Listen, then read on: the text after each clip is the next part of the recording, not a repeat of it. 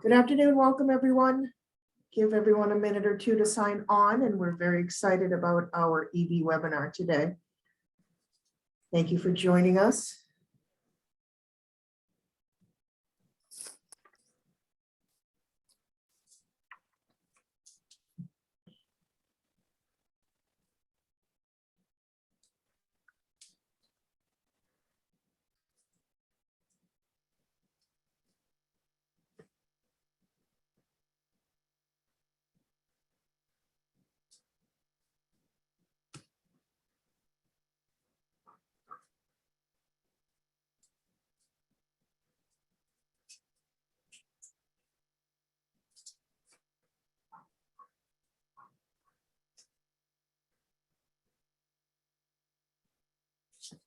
All right, I think I'll get started. Welcome everyone. Good afternoon today. I am very excited to welcome you to our electric vehicle webinar. The future is electric.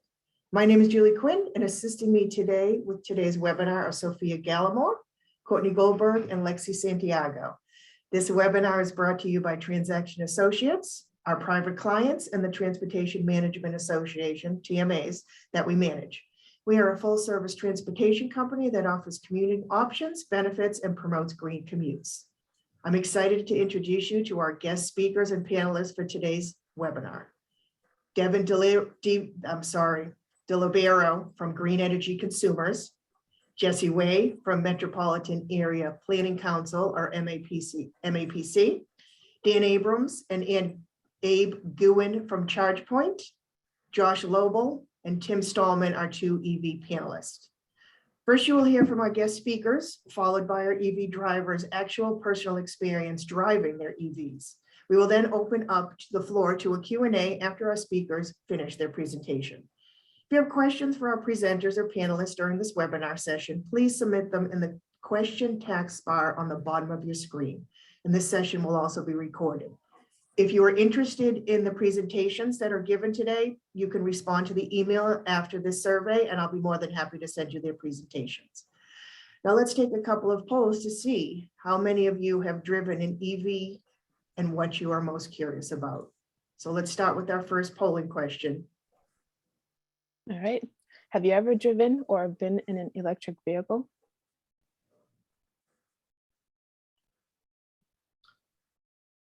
Leave this up for about 30 seconds. Submit your votes to us.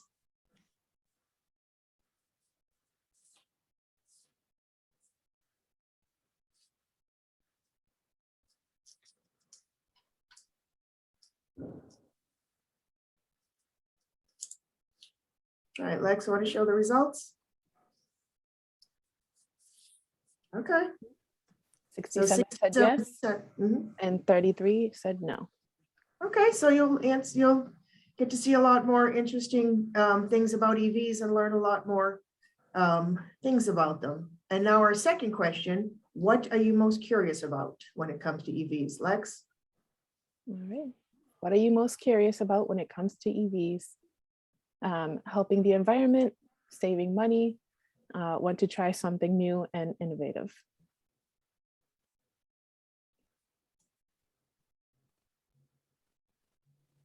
Again, we'll leave this up for about 30 seconds. Give everyone a chance to put in their answers.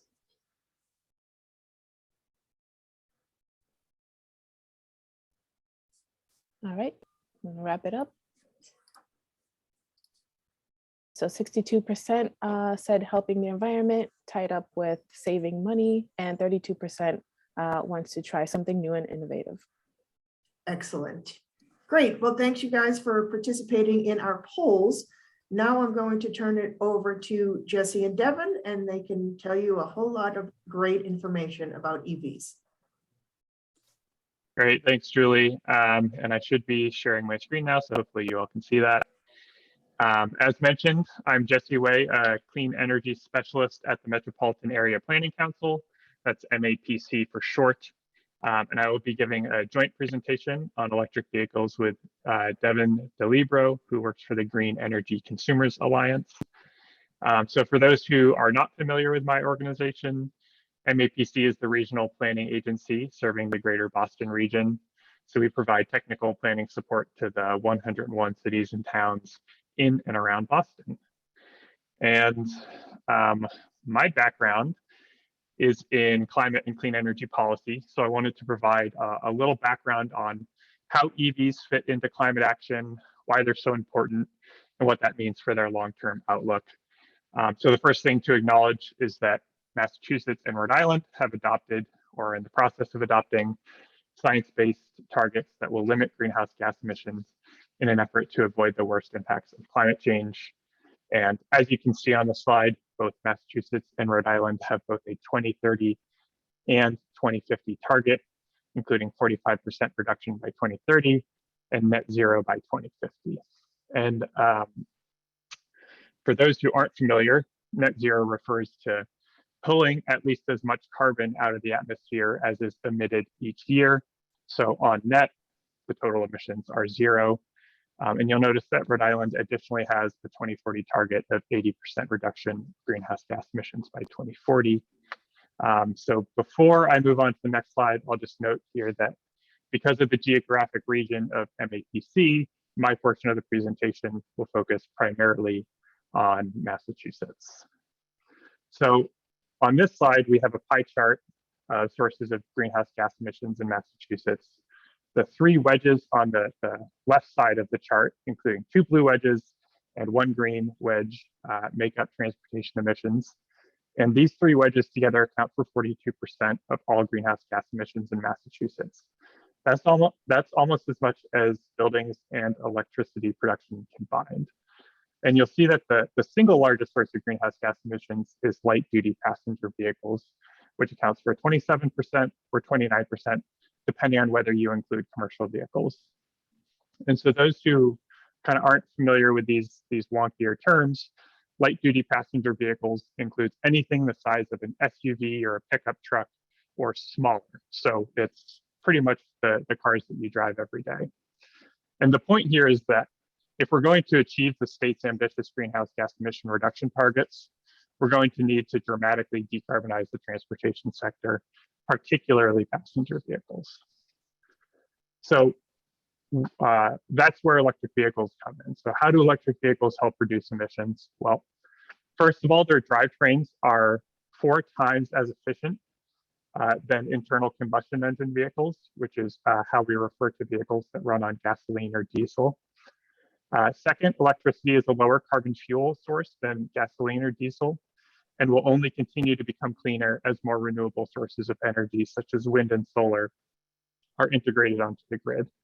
So to exemplify this, the Union of Concerned Scientists completed a study comparing greenhouse gas emissions from electric vehicles versus internal combustion engine vehicles. And essentially what they did was they looked at the amount of emissions released by an electric vehicle per mile, and then what mile per gallon equivalent you would need an internal combustion engine vehicle to achieve the same level of emissions. And they did this across the entire country. You can see on the graph here. The result for New England was that to achieve the same emission level as an electric vehicle, an internal combustion engine would need to get 122 miles to the gallon of gasoline. So most of your cars probably get 30 to 35, maybe 40 miles per gallon if you have a really efficient vehicle. So that means that EVs in New England emit about 1/3 to 1/4 of the greenhouse gas emissions as compared to an equivalent internal combustion engine vehicle. And as mentioned earlier, EV's performance will only improve as more solar, wind, and other renewable sources of electricity are integrated into the grid. So this is where this starts to become a little bit more relevant for all of you. Because of electric vehicles' utility in reducing greenhouse gas emissions, their adoption is a key strategy for the state in achieving their ambitious reduction targets.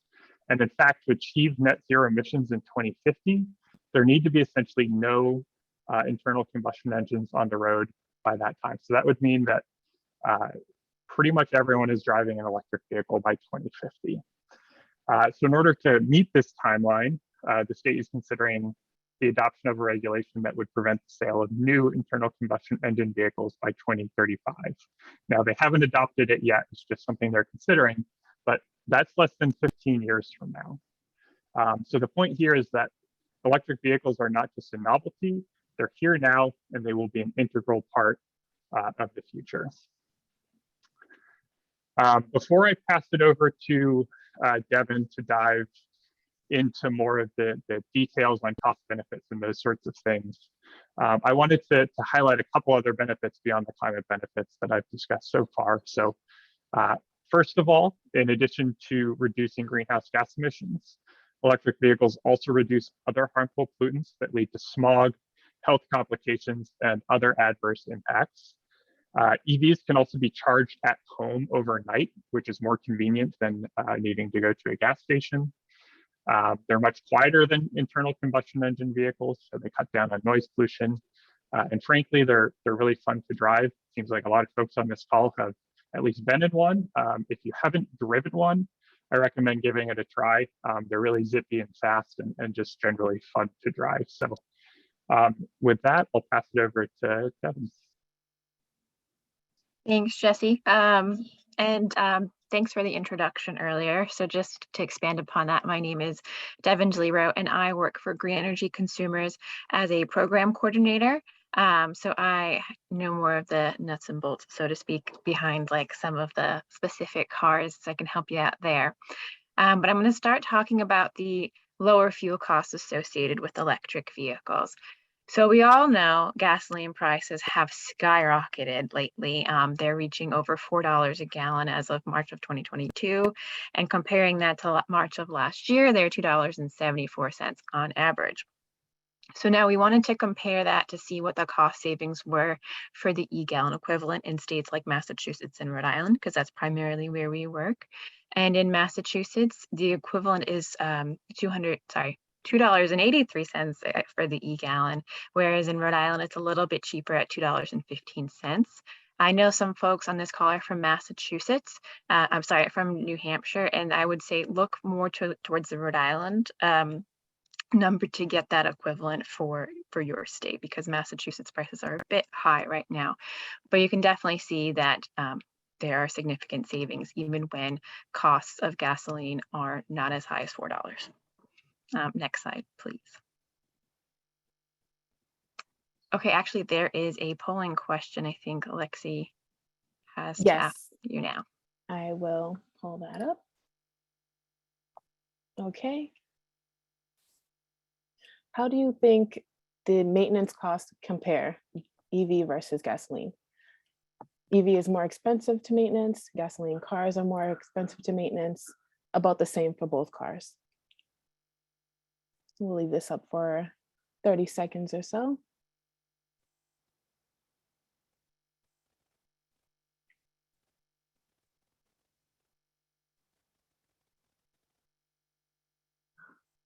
All right, I'm gonna wrap it up. And it says 8% thinks that EV is more expensive to maintenance. 67% said that gasoline cars are more expensive to maintenance, and 25% said about the same for both cars. Okay, well, I did give you all a preview, so you could have gotten this answer right. But EVs cut maintenance and repair costs in half, and so I just want to explain a little bit more about why they do that. So there are far fewer parts in a battery electric vehicle, which is a car that doesn't have any kind of gasoline. So there's a lot less things to actually repair or just maintain. Battery, motor, and electronics require very little maintenance in general. And then most vehicles or most manufacturers offer 8-year, 100,000-mile warranties on these cars, because they know that on the batteries for these cars, because they know that these batteries are meant to last the lifetime of the vehicle, and they are very confident in their product and that it will last the lifetime of the vehicle. So you really don't have to worry about that. Then there's also this thing called regenerative braking, which I don't know if you all are familiar with. It's also referred to as one pedal driving. And so it puts a lot less stress on your brakes, because what you do is you take your foot off the accelerator and it slows your car down a lot more than it would if you were putting your foot on the brake. So there's less wear and tear there. And it also puts that energy back into the battery, adding to your range. So that's great all around. You still do have your brake pedal, obviously, for emergency situations, but it does slow you down a little bit better, and it's kind of a fun new way to drive. And last on this slide, you don't have to take my word for it. Consumer Reports came out with this fantastic report back in October of 2020 that says what we've been saying for years. So please, if you have a second, please check it out. Next slide, please. And so here is just kind of harping on that point even more. So BEV is a battery electric vehicle. It just means battery, no gas. Plug-in hybrid has a gas backup. HEV is like your typical Prius, and ICE is the internal combustion engine vehicle. So you'll see the battery electric vehicle has none of those things in pink, so no transmission, sparks, whatever. It's a lot cheaper to maintain. The plug-in hybrids are on par with the HEVs because it still does have that gas backup, so it has all those things a gas car needs to be serviced. Next slide, please. And EVs save big on ownership costs. So EVs are cost effective when compared to the best-selling, rated, and most efficient cars in their class, which you can see in the graph on the left-hand side. So you'll see by far and away, Tesla, the cars that they compare the Tesla to, they blow them out of the water. So over the lifetime savings of the vehicle, a Tesla Model 3 will save you $17,600 in total cost of ownership. And then a Model Y will save you $13,400. Now, if you don't have the deep pockets for a Tesla and you want something like a Bolt, which is a battery electric vehicle that gets over 250 miles of range, you can still save $6,000 over the lifetime savings of the vehicle. So it is worth it in the long run. You will have that initial sticker price, but it is worth it in the long run. Next slide, please. Okay, and if you're thinking, well, that all sounds great, but what are the cars that I can look for and I don't just want a sedan? Well, here are some really cool cars that are out on the market now and are soon coming to the market. So top left, you'll see the Mustang Mach-E, which gets between 250 and I think 300 miles of range, depending upon the trim level, and people really love the Mach-E. The VW ID4, it gets a similar range, but it's an SUV, and people really want SUVs. The Nissan Ariya now is on the far right. That is coming out. The first few models are coming out, I think, in the fall. And that is another SUV, and people are super excited about that. What's really great about that is Nissan switched up the way they do DC fast charging for the Nissan Ariya, which we'll talk about a little bit later. The Hyundai Ioniq 5 is the first in the new Ioniq line for Hyundai, which is going to be all electric, and people are super excited about that. It is more of a crossover, though they're trying to market it as an SUV. And then the last two are the trucks, and I know everyone wants a truck. So the first is a Chevy Silverado, which should be coming out, I believe, if everything goes well, the early 2024. And then the Ford F-150 Lightning is coming out sometime this spring, so it should be any time now. For all these cars, just know that there is a long wait time because of inventory shortages, so you will have to pre-order them. So keep that in mind. Next slide, please. Okay, go back. We have to talk about charging, I think. Oh, I'm sorry, your next poll question is about incentives. I'm sorry, Jesse, thank you. Okay, so charging isn't hard. So there are 3 basic levels of charging. There's level 1, level 2, and level 3, which is also called DC fast charging. So level 1 is a 110 volt outlet. It's your typical outlet that you plug your phone into. You can plug that in at your house. You can get about 2 to 6 miles of range per hour, which isn't great, but it is easy to do. Level 2 is a 220 volt outlet, and that'll give you a little bit more, about 11 to 25 miles of range per hour. That's something that you will find out and about when you're charging on the go, or you can have installed at your home. If you want to check out our website, we do have an at-home charging guide to help you kind of guide you through that. And then there's DC fast charging, which it depends upon how powerful the charger is and how powerful the car is, can accept the charge. but potentially it could charge a car 90 miles in 30 minutes or even faster. And that example comes from a Chevy Bolt. And then we have different plug types, which you'll see illustrated on the right-hand side. So level 1 and level 2 come standard as a J1772. So that's what it looks like there. And then DC fast charging is where it gets a little wonky. So there's the J1772 combo, which is also referred to as CCS, and the CHAdeMO. J1772 combo is the most prevalent on the American and European markets, and CHAdeMO is typically used with more Asian manufactured cars and in different Asian countries. Nissan used to have their Leaf charged with CHAdeMO, but they've seen the way the markets have turned. And for the new Nissan Ariya, they're actually going to be fast charged with the J1772 combo. And now you might be asking, well, that's great. Well, what about Tesla? I will say Tesla has its own proprietary port. So I'm not going to go too far into that, other than to say, go look it up on their website, because I just kind of wanted to give you a broad overview. Next slide, please. Okay, and so you can charge on the go. These are some quick snapshots from PlugShare, which shows you what kind of charging is available in Western and Eastern Massachusetts. There are a lot of different apps that you can use, and you're going to hear from one of those apps today. So there's ChargePoint, which is fantastic. There's PlugShare, which we really like at Green Energy Consumers because it's crowdsourced. So it'll tell you like the condition of the charging station, if it costs you any money, if it's in a well-lit area, so on and so forth.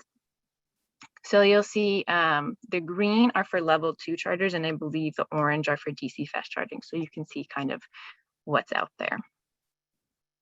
Next slide, please. Okay, back one side, because we have to talk about incentives and they can't cheat. What's the polling question, please? Yep. Go ahead, Lexi. Alrighty. For state EV incentives, where do you live? Massachusetts, New Hampshire, Rhode Island, or other?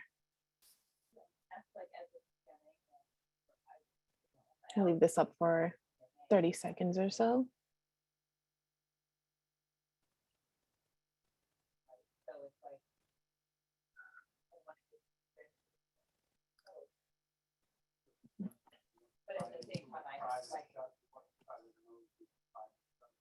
Alrighty, I'm going to wrap this up.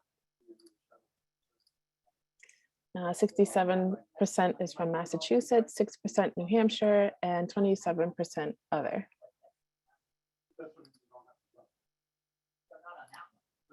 Okay. Next slide, please, Jessie. Okay, so first I'm going to start off talking about the federal incentives. So right now there is a federal tax credit, and that is up to $7,500, but that depends on the battery size of the vehicle and your personal tax liability. I want to stress the personal tax liability part, because the government's not going to cut you a check if you don't already owe the money. The battery size on the vehicle, what that means is, like, if you have a smaller battery, like for the Prius Prime, which only gets 26 miles of charge, that one's only worth about $4,500 in the federal tax credit. If you have the Hyundai Ioniq, which gets over 200 to 300 miles of range per charge, that one's available for the full $7,500 for the tax credit. Now, it also depends upon how many units the manufacturer has sold, because you have to, a manufacturer only is allowed to sell 200,000 units before the federal tax credit starts to phase out for the manufacturer. So Chevy and Tesla, that happened ages ago. So there unfortunately is no federal tax credit available right now for Chevy and Tesla. Next slide, please. So good thing no one's from Rhode Island on this call, just me, because we don't have a state rebate. But in Massachusetts, you guys have the state more EV rebate, which is really great. So what that does is give you $2,500 of a rebate for a battery electric vehicle and $1,500 of a rebate for a plug-in hybrid. The catch for the plug-in hybrid is that it has to have a range of 25 miles or more of range. And the vehicle purchase price for both types of vehicles has to be below $50,000. And one thing that's not on the slide to mention is that you have to apply for the rebate within 3 months of the purchase. So just know that. New Hampshire doesn't have a state rebate per se, but it does have the New Hampshire Electric Cooperative rebate. So what that is $1,000 for a battery electric vehicle, $600 for a plug-in hybrid, and $300 for electric motorcycles. And so if you are a New Hampshire resident and you have New Hampshire Electric Cooperative, I would advise you to check out their website to see what paperwork you need to fill out before and after you get your EV. Next slide, please. And so we have a program called Drive Green. Pre-pandemic and inventory shortages, we had discounts with our associated dealers. Unfortunately, now with inventory shortages being what they are, there are no discounts, but we can help you start that process with the dealership and get your pre-orders all set and, create those relationships for you. I would encourage you to check out our website, greenenergyconsumers.org/drivegreen, and check it out. I think that might be the last for me, Jesse. Great, thanks, Devin. And being mindful of time, I'm going to skip over this slide and run through this last slide relatively quickly. So just kind of using this as a bit of a wrap up, wanted to address some common concerns or barriers that are identified by some potential EV drivers. So the first of this is range anxiety, or the fear that you won't be able to get where you need to go in an electric vehicle. So the first thing I'll say here is that most new models that are coming out have a range of 250 miles or more. So for context, driving from Boston to New York City or Boston to Burlington, Vermont, both of those trips are under 220 miles. So you'd be able to do those trips on a fully charged EV without needing to stop, assuming it has that 250-mile range. There's also an expansive existing EV infrastructure out there, as Devin identified. And even if you do need to stop, the level of charging that's out there now, you can do it relatively quickly. So most of the new DC fast chargers are 150 kilowatts, which allow you to charge 80% of your battery in 30 minutes. That's over 100 miles in just 15 minutes. And then there are some chargers out there that are 350 kilowatts, which can fully charge a vehicle in about 15 minutes. It's not clear whether the whole industry is moving in that direction or not, because a lot of vehicles cannot accept a charge of 350 kilowatts at this point, but it is potentially going to be there in the future. Also note that the slide I skipped over, the federal government is committed to electric vehicles and just passed a law a few months ago that earmarks $7.5 billion to build out EV infrastructure across the country. So EV infrastructure exists and more is coming. With costs, we already talked about this. They have favorable total cost of ownership already. The upfront cost is expected to reach parity with internal combustion engines in the next 5 to 8 years. I think 2026 to 2028 is the time frame that's often cited. And then used EVs are coming out of the market, so it offers a more affordable option. And then this last point is just a lot of people think that there's really limited options, but there are over 60 models available in the US today, including pickups, trucks, vans, SUVs, all those sorts of vehicles. So with that, I'll pause so that other folks have time for their presentations. So I'll pass it back to Julie. Perfect. Thank you so much, Devin and Jesse. That was such a wealth of information.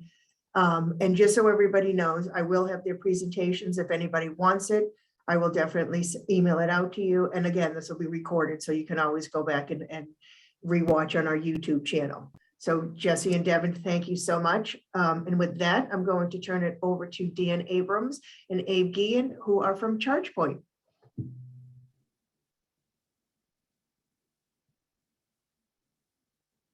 Julie, appreciate it. Great, can hear you good? Yeah, you guys can hear me fine? Yeah, yes. Okay, can you, hold on, I'm gonna share my screen and we can go from there.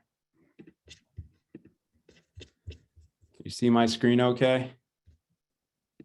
Yes. If you want to go a little, perfect. That's perfect. Thank you. Got it locked in. All right, so hey, first of all, thank you so much for having us. This is awesome. You guys have some overlapping information that we're going to be reviewing with one another, but I'll start off with my introduction. My name is Abe Guillen. I'm an account executive for ChargePoint, and I manage our efforts to roll out EV charging across New England, and I work with many other cohorts like myself to help this industry really change. I'm here with Dan Adams. He's going to be hopping on and answering any questions you guys have or want within the prompt. I don't know, Dan, if you want to introduce yourself and then maybe hop off video again and just start answering questions. Sure. Yeah, absolutely. So I'm a customer success manager in the Northeast. I work with Abe with all the existing customers, and we basically go through configurations, go through training all day on our products and how to best utilize them. So pumped to be here with you guys. I'll be able to answer any of the questions you have. So feel free to put them in the chat, and we'll do our best to answer them all. Awesome. Thanks, Dan. So like I said, there's going to be some overlap here, but maybe some other little tidbit facts that are really interesting to know where this industry is going. Some EV charging 101, which you guys are already experts on from slides previously, but I'll touch base on it again. What ChargePoint does, what our solution is, how we roll it out, how we use partners to strategically roll it out and offer the full turnkey solution, and then a quick overview on incentives and what they look like, not only just in Massachusetts, but across the board when we're talking utility, state, and federal and such. So future mobility, it's obviously going electric. I know that Jesse talked on Massachusetts being one of those states that has committed to not allowing passenger vehicles to be sold after 2030. It's called the ZEV state, so a zero emission vehicle state. And they're not the only one that's in there. So Massachusetts, Vermont, New Jersey, California, Colorado, all of Canada, Europe is fully already on board with that to not be able to sell passenger vehicles after either 2035 or 2030, or some have already even moved those dates up. So you can just imagine, well, if you're asking yourself, am I going to be buying an electric vehicle anytime soon? I don't think it's an if, it's more of a when for you. With that, I mean, you don't have to buy it anytime soon, but I think either way, after you've seen our information and how much easier it is and less maintenance, once again, the team before has already spoken on this, to have a battery electric vehicle, it'll most likely have you turn, not to mention the torque behind those cars. It's really a really fun drive. I know 2/3 of you have already hopped in a car and most likely felt what it's like to be in a electric vehicle of a sort. I know when I first started driving my sister's Prius back in the day, it did not have the kick. It did not really push the industry forward. I was afraid to pull out into the street because I thought I was going to get hit. So now it's totally different. The torque is immediate. There's no need for the liquid energy to be turned into electric. Now it's just full electric. So it's an immediate torque and the car can take off. So a lot of cool stuff to think about, and it's an inevitability. Did I say that right? Either way, you'll be buying, I think, a car. If not yourself, maybe your workplace will be, replacing their fleet. So it's all across the board and happening quick. And who is really investing in this? It's the government. The manufacturers, they're putting a lot of money into this. Across the board, a lot of auto manufacturers have already put in $225 billion into building new full battery electric vehicles. And that's just, like they spoke before in previous slides for Jesse and Devin, it isn't just the sedans. We're getting SUVs in there. We got the trucks out there. I know I put in my order for the Ford F-150 a year ago. I'm still waiting. I'm 18th in line at a dealership near me. And they said I was supposed to get it this summer, just emailed me saying it's getting pushed back. So the demand is clearly there. It's coming, and we have to be able to provide charging stations. And the real question really for me is, what really caused the tipping point on top of this, with the funding, the incentives that are out there? I look at it as, and others have looked at it the same way I have, the cost of a full battery electric vehicle has now gone down. You don't have to pay $100,000, $120,000 to get a car with a lot of range. So before, you used to have the expensive cars, they had the range, but in order to get that range, it costs so much. Now it's cheap enough. You can get that, and the range is at least, I think, and before as well, you only had your 25, 50, 100-mile range.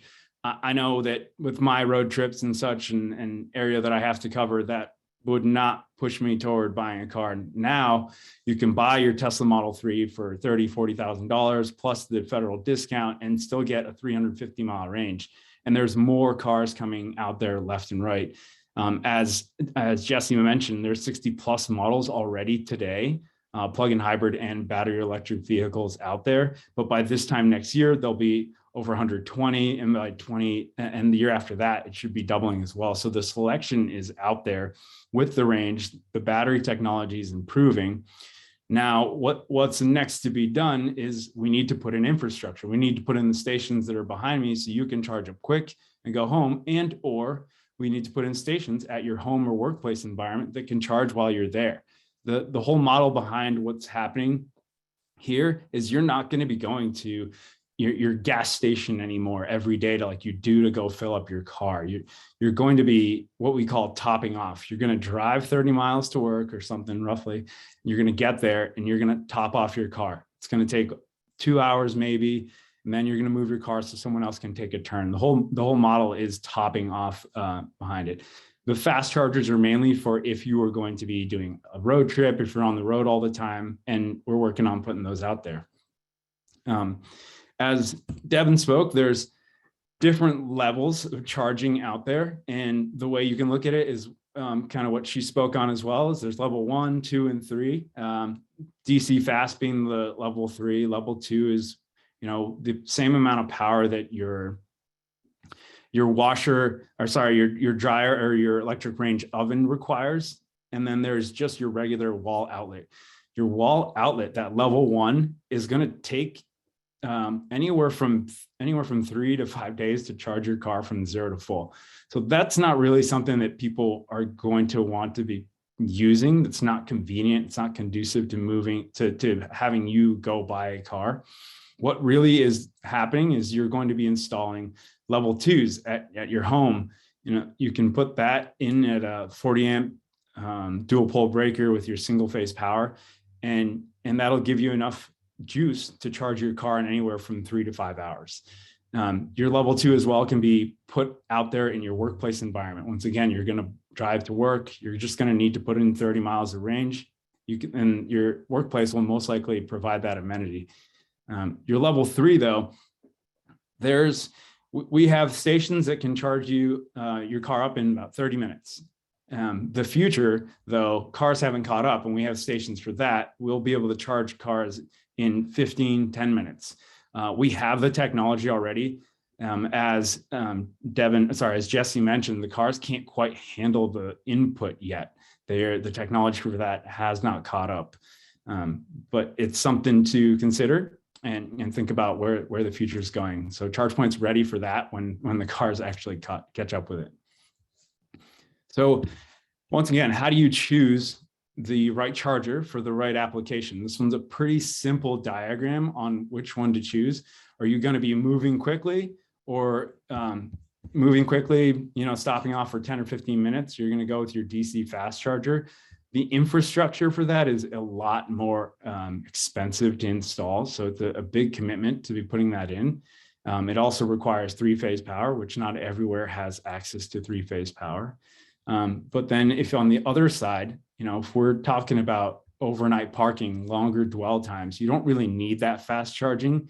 It's a less expensive solution and will allow you to charge the car overnight or however long you're charging at the workplace environment. So this is a quick, easy diagram for you to look at and say, hey, do I want to put in level 2 or DC fast? There's a lot to think about on operational costs as well. If you're putting in a level 2 charger, you have your regular utility bill that your utility company, Eversources and National Grids will be charging you for. But what people don't realize is what it costs. And utility companies hate ChargePoint for this, because what you have to look into when you're putting a charging station is, what is this going to mean for my utility bill? When you're putting in a DC fast charger, the amount of output, 125 kilowatt output, sometimes pushes you into a demand charge level that gets your utility bill so high. It's a utility bill on top of your utility bill that can put, your mom and pops and business and certain businesses that can't handle that expense out of business. We've actually had it happen, and not from our consultation. We've had competitors that don't consult clients properly, so they don't understand what is the operational cost on the back end. So it's actually very important to understand what you're putting in when you're just deciding, hey, fast charging, yeah, let's just go. I always want to put fast charging in. It's really a lot more complex than you think when we're talking about choosing DC fast versus a level 2. So what does ChargePoint offer? We are first and foremost a software company. We started in 2007. We were white labeling or putting our brains into hardware companies, and we quickly realized that's not the right solution, because what happens if the manufacturing company goes down and they can't replace the part?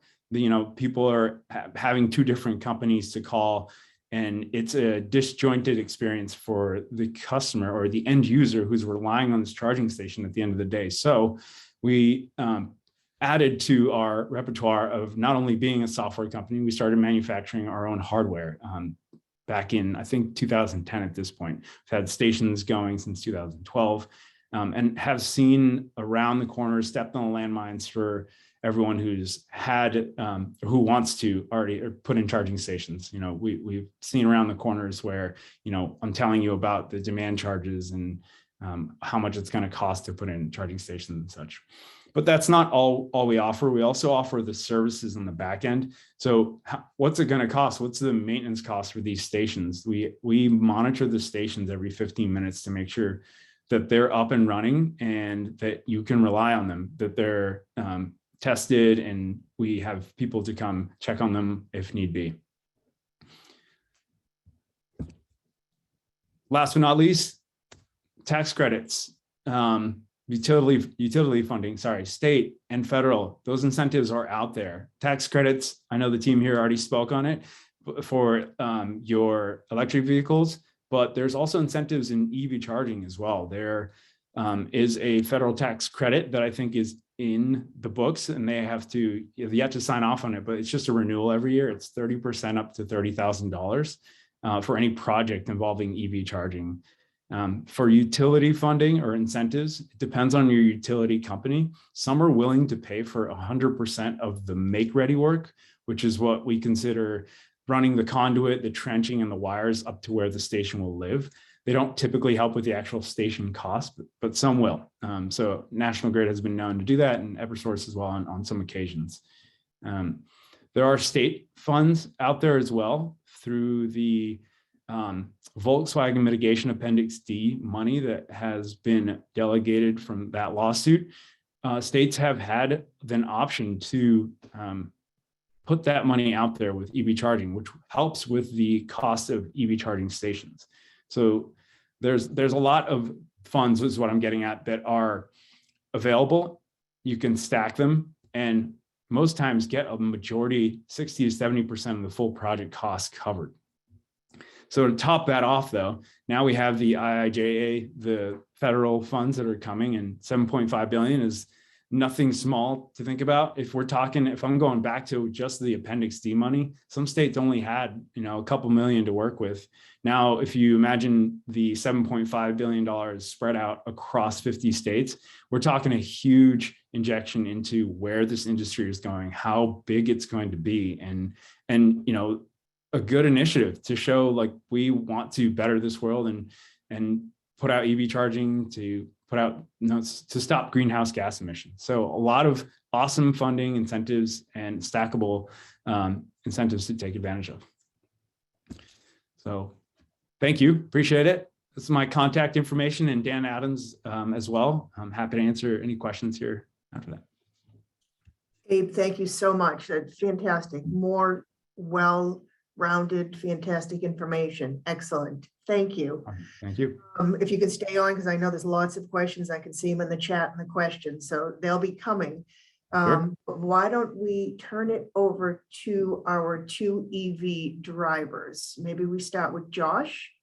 You want to give a little story or tell us what your little story? Sure. Please go ahead. Happy to do. So I am a Tesla Model 3 owner since about 2019. And I'll just talk very quickly in terms of some of the things that came up. So very, very little maintenance.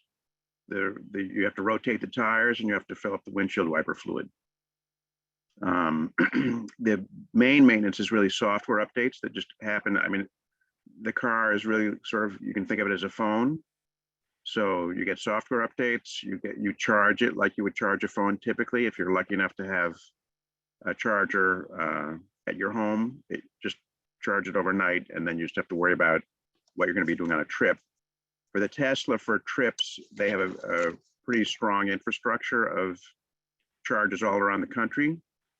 I've heard they're planning to open their network up to other non-Tesla vehicles as well, and they have very, very, very high-speed fast charging, and they generally locate them at a mall or some convenient place where you might stop and take a break anyway. Let's see, rapid charger install. Again, the best thing is just to put in a 220 volt outlet and get a charger. For Tesla, that's all you really need, but you could put it in a device as well. Some people ask about the range in the winter. The range does go down. Again, a lot of that's kind of software. So for instance, a Tesla pre-conditions a battery before it's going to get a fast charge. And I think in the winter, again, how they maintain that charge and how much you heat the car, things like that. But it has not been at all an impediment for me in the winter. I guess I'd say, I mean, a lot of you out there are EV drivers. I love it. It's a great car, very reliable, and a lot of fun to drive. And the charging thing is really, again, I just want to emphasize that it's a mindset for most people. Again, if you're lucky enough to be in a place where you have a charger by your house, you're just going to deal with it like a phone. If you're going on a long trip, you just bring up the network. It tells you where you're going to stop. I can go all the way from here to San Francisco, and it's going to tell me every place I would need to stop. And I'll just wrap it up there. Pre-planning, that's excellent. Excellent. Thank you, Josh. That's great. Again, if you can stick around, I know there's other questions that'll come from our panelists. We'll ask you some questions. Tim, I know I see you there. If you want to talk a little bit about. Can you hear me okay? Yep, we can. Go ahead. Yep, cool. So I'm leaving my video off. I'm actually at the airport, so if there's background noise, I apologize. No worries. I'm on my second EV now. I started in 2017 with a Chevy Bolt, with a B, not a V. And it was a battery electric vehicle, 240 miles of range. In the winter, I would get somewhere in New England here, I would get right around 200. In the summer, I get 250, something like that. So there is a degradation in the winter. A lot of it comes from running the heater. Newer vehicles have a heat pump, which is even more efficient. My original Chevy Bolt did not. I'm on my second EV now. I drive a Porsche Taycan now, which is way too much fun. Lots of torque, lots of horsepower, lots of speed. In terms of cost, so I did some math. My town has an overnight charging rate. So a lot of people who own pools and things like that will have used the overnight charging rate. So my town has that. It's 8 cents a kilowatt hour. So I drive roughly 30,000 miles a year. So I drive quite a bit. It costs me right around $1,000 a year for electricity to drive 30,000 miles at 25 miles per gallon. You know, depending on the price of gas, between $4 and $5 a gallon now. Gas would cost me $5,000 to $6,000 a year. So it's a considerable savings. Wow. I was also using 3 oil changes a year. The oil itself isn't that expensive. It's all the labor and disposal fees. So $100 per oil change with all the environmental disposal fees. That's another $300 or $400 a year in savings. The one maintenance item that is more expensive on an EV is your tires. EVs are heavier, a lot heavier. Actually, the curb weight's a lot heavier. There's more resistance and friction for your tires. So you'll change your tires 10 to 15% sooner. So you get a little less wear. You'll have more wear on your tires. You will have to replace them sooner, a little bit sooner, not that noticeable, but they do wear faster. Let's see. I'm very happy EV driver. Other maintenance. A lot of battery packs are now liquid cooled. You need to get that, like a transmission flush, and you get that done every 150,000 miles. But other than that, I haven't spent any money on maintenance other than normal wear and tear. Overall, it's been a very positive experience, and I So plan never to go back to gas cars. Excellent. Wait, Tim, thanks so much for sharing your experience too, and to have two already. That's amazing. That's excellent. Great. So Tim and Josh, if you can stay on for a little bit, I think I will turn it over to Sophia and Courtney. There are lots of questions that have gone on. Just a quick note, I noticed there's been a lot of links and information that has been put into the chat. So I'm going to make sure that everybody has all that. There's a lot of great links and references. So just so you know, all that information that's in the chat, I'll make sure that everybody receives that as well. So with that, Courtney and Sophia, you can go ahead and ask some of the questions that have come up to our speakers and panelists. Okay, so we will, hopefully they'll go fast. So the first one is, how safe is it to drive an EV? So the person said, I heard current EVs are made of aluminum, which is not strong to endure collision. So the highest rated vehicle right now on the road is a Tesla. I'm not sure whether it's made out of aluminum or not, but what you actually get is you get a better crumple zone because there's no engine up front and there's no transmission tunnel. So the EVs tend to actually do better in crash safety testing, simply because there's better structural rigidity and better packaging of the capsule where we as drivers and passengers sit. So EVs are actually safer. Yeah, I second that, Tim. Tesla Model X, I think, is the highest rated safety vehicle in the world ever made. They don't even have a rating for it. That's how good it is. Wow. It's above the rest. Like, it's good. I would also tell that person to check out the IIHS safety ratings for cars and note that electric vehicles have lower center of gravity, so they're less likely to roll over as well. Okay. Important. Good. Okay. Can you speak to how used electric vehicles hold their value? Also, is there anything to consider when buying a used electric vehicle that differs from a conventional car? Used EVs hold their value a lot better than they did just a few years ago. The depreciation was pretty significant a few years ago, but it is getting better and better. And I'm sorry, what was the latter half of the question? Is there anything to consider when buying a used electric vehicle that differs from a conventional car? I would just look at, see if there's like a test you can run to see what the state of the battery is, see if there's been any degradation over time, because if you fast charge a car on a pretty frequent basis, it can actually hurt the battery, the lifetime of the battery. Okay, thank you. And speaking of battery, what does the battery replacement cost? I think it might depend on the size of the battery. Some batteries are only 66 kilowatt hour batteries, and then you have your batteries that are getting up to 120. So anywhere from, I would give it a range more than anything, anywhere from $50,000 to like $80,000. It's up there. It'd be pretty expensive. I think for your lower range vehicles, though, they're not as much. That's what I just said. From my understanding too, the batteries are lasting longer than people expected. I know that there are some Teslas that are being used, they're being used as a shuttle service, so they're running like 100,000 miles a year, and they've been doing that for 5 years and haven't needed to replace their battery. I would just also like to point out again that there are warranties associated with these cars and the batteries, so you shouldn't have to worry too much about that. Okay. And another question about the battery, does it explode upon collision?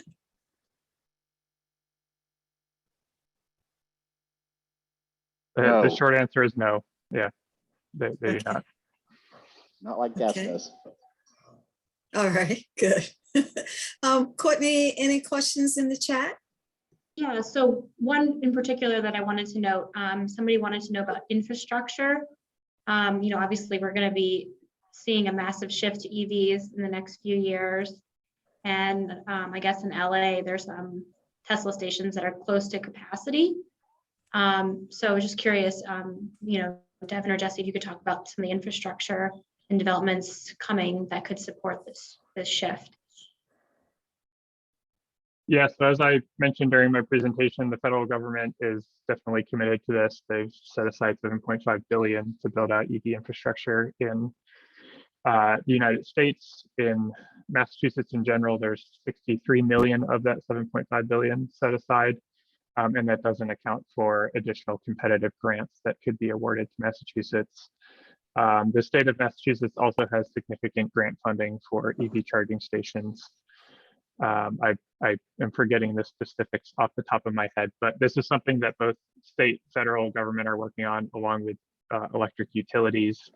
So there will be significant, there already is a significant number of EV charging stations out there, and that will only continue to accelerate as we move further into the transition. Great, thank you, Jesse. One more question, and then we're going to have to wrap it up.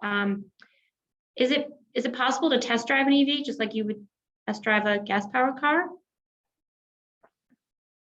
Yeah, Devin probably knows more about this than I do, but yes. Yes, it is. And pre-inventory shortages, we used to have ride and drive events where people could come and test drive them like en masse. So hopefully we'll be doing those again. Check out National Drive Electric Week, which will come up at the end of September. There's usually a lot of events like that around that time. And Tesla at their centers, sales centers, you can go test drive, no problem.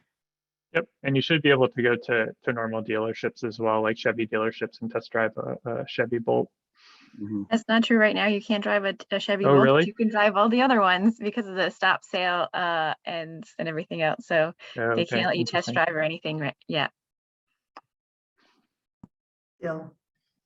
Okay, well, I want to be mindful of everyone's time. We're almost at the 1 hour mark, so we're almost at 1 o'clock. So let's just say, Devin, Jesse, Dan, Abe, Josh, and Tim, thank you so much. This was a great hour with some great information. As you can see, this is who joined us today. I will have contact information for everybody in the presentations to send out. I thank everyone for joining us. Again, my name is Julie Quinn. If you have questions or comments about today's EV webinar, or any transportation questions, you can reply to our follow-up email and we'll get back to you. This will be posted on our YouTube channel for transaction. We can let you know what that is if you don't have it already, if you want to rewatch. And again, we'll get all these links that through the chats and the presentations sent out to you as well. So with that, it's Thursday afternoon, so everyone enjoy your day, and thank you for joining us again. Thanks so much, everyone. Thanks, everyone. Great audience. Bye-bye. Thank you. Thanks, everyone.